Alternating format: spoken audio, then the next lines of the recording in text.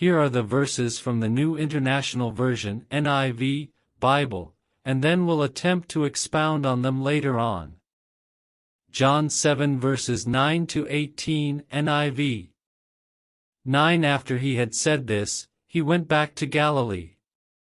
10 However, after his brothers had left for the festival, he went also, not publicly, but in secret.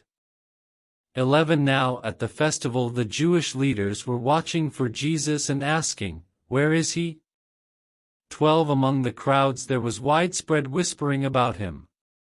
Some said, "He is a good man."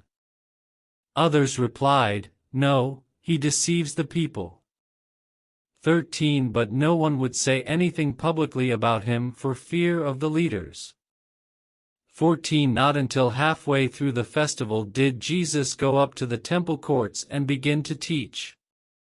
15 The Jews there were amazed and asked, "How did this man get such learning without having been taught?"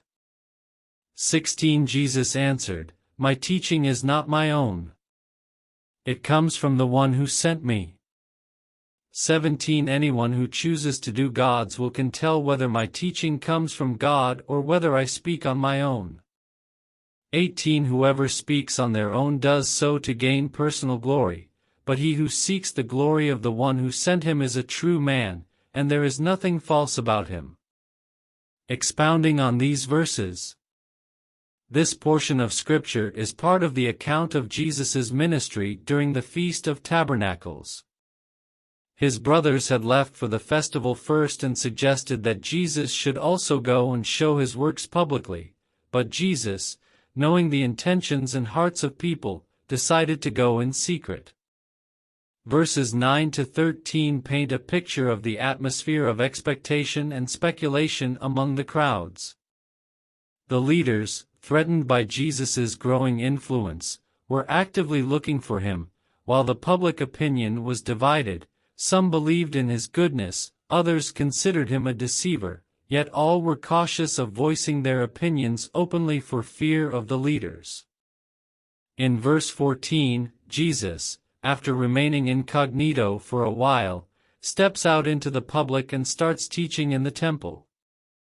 His wisdom and knowledge astonish those present, as Jesus was not formally educated in a rabbinic school, which prompts the question in verse 15. Jesus' response in verses 16 to 18 emphasizes the divine origin of his teaching. He clarifies that his wisdom and teachings are not his own, but those of the Father who sent him. He introduces the principle that obedience to God's will and truth is the best way to discern the validity and divine origin of a teaching. In verse 18, Jesus introduces the concept of seeking glory. Those who speak on their own, with their wisdom, seek their glory. In contrast, those who speak on behalf of God seek His glory, thereby establishing their authenticity and truthfulness. Overall, this passage shows the tension between Jesus and the religious leaders, the divided public opinion about him, and his assertion of his divine mission.